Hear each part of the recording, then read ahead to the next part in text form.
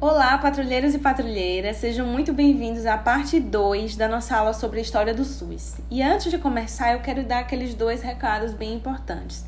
Se tiver dúvida, manda aqui embaixo que eu vou responder com toda certeza. E não deixa de se inscrever para receber os nossos vídeos semanais, certo? Na aula passada, eu comecei falando sobre o Brasil colônia e fui evoluindo, falando sobre pontos importantes de cada época da nossa história. E parei na ditadura militar. E na aula de hoje eu vou me dedicar a falar com vocês sobre a reforma sanitária e sobre a criação do SUS. Então, pelo amor de Deus, pega caneta, papel e anota, porque essa aula é quente para todas as provas.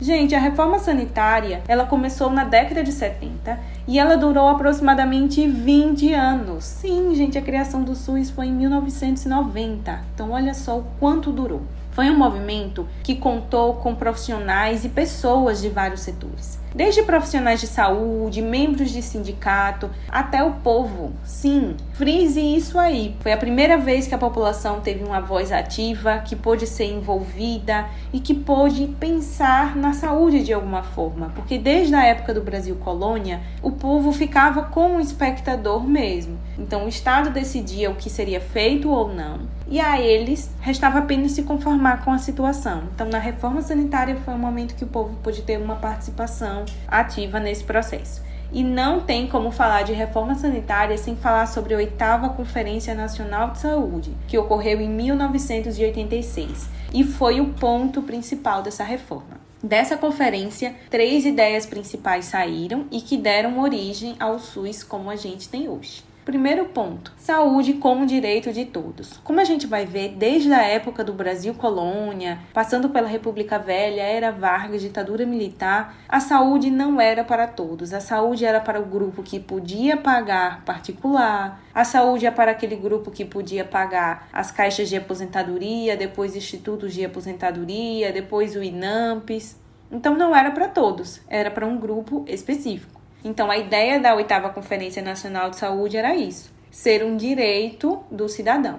Um segundo ponto foi uma mudança do que seria saúde. Então, até a 8ª Conferência Nacional de Saúde, a saúde era um bem-estar fisiológico, ponto. E baseado nas ideias da OMS da época, o conceito de saúde se ampliou. Então, saúde é transporte, saúde é alimentação, saúde é emprego, saúde é moradia. O conceito de saúde é muito mais amplo do que apenas um bem-estar do corpo. E isso fez toda a diferença, né? Esse conceito ele foi integrado na Constituição Cidadã de 1988, que foi a que trouxe a ideia estabelecida para o SUS. E um terceiro ponto seria um sistema de saúde descentralizado, mas que tivesse uma característica única.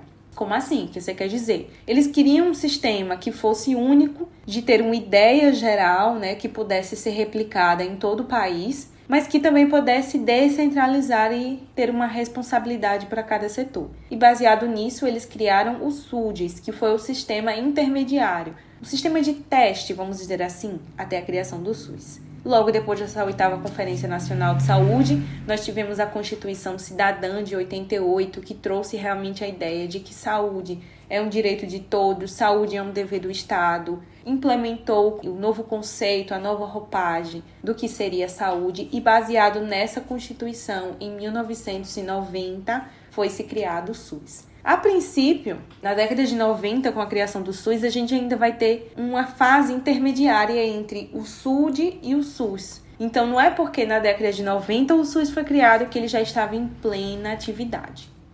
Não foi isso, não é mesmo? Bom, gente, esse foi um apanhado sobre a história do SUS. Eu quis trazer para vocês os pontos mais importantes, daqueles que realmente caem em prova sempre. Se vocês quiserem aprender sobre o SUS e vários outros assuntos sobre saúde coletiva, não deixem de nos seguir no Insta, que é o @PreventivaGruz. Um dia mágico para vocês e até a nossa próxima aula.